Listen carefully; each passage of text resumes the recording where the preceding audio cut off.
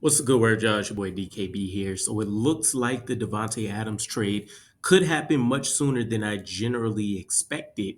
The Raiders definitely could slow play this out if they don't like compensation packages that are being offered. But according to sources, it seems like they are very motivated to make this deal happen sooner than later. So from some of the basic details everybody should be aware of so far, NFL insider Mike Silver kind of gave us the pool that we're looking at right now. He mentioned that the Jets, the Steelers, the Saints are currently in the strongest position to be able to acquire Devontae Adams from the outside looking in.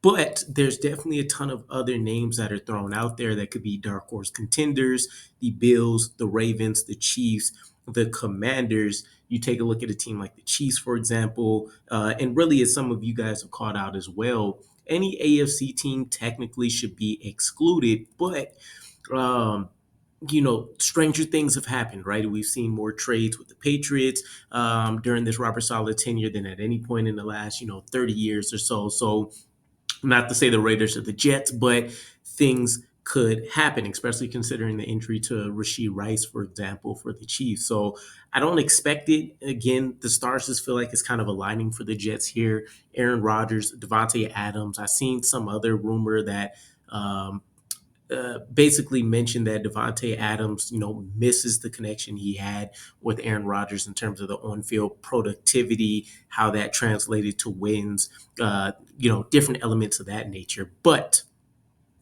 the Raiders being motivated to make this deal happen sooner than later changes the dynamic also because he happens to be missing another game this week due to the hamstring injury that he's dealing with. And maybe that's accurate. Maybe that is a bit of a cause for concern. Again, a little bit of an aging player, but also it could just be the publicity, easy resolution to why avoid on-field drama. Right, is what I'm trying to get to.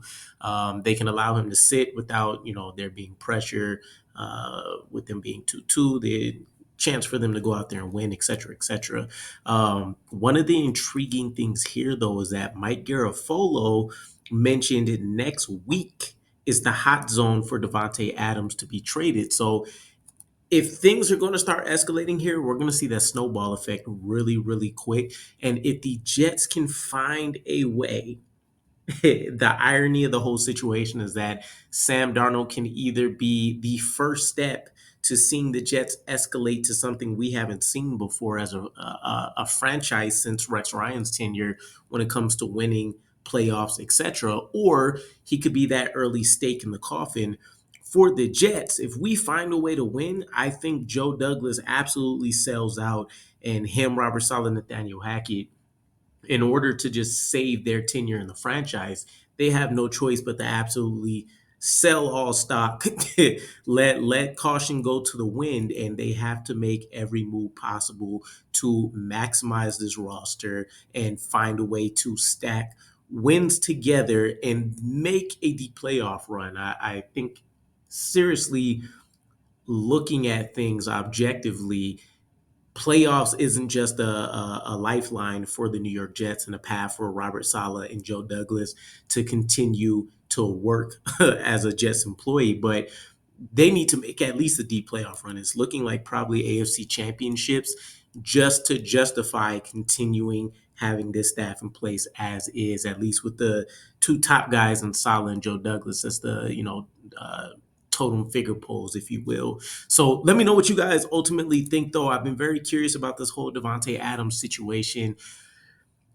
My personal thoughts aside, when it comes to some of the concerns, this is a move that I feel like the Jets absolutely have to make, right? You're not going to come across a better receiver at this time in this situation that can fit into this offense right away and hopefully give a significant boost to how we are presenting ourselves when we want to talk about the slow starts, when you want to talk about the lack of, even in almost some cases, positive yardage. I think in 3 of the 4 games we played in, we've had less than, I want to say it was 25 yards or so in like our first drive, something along those lines. So this will be a nice push, but let me know what you guys think and I'll catch you again.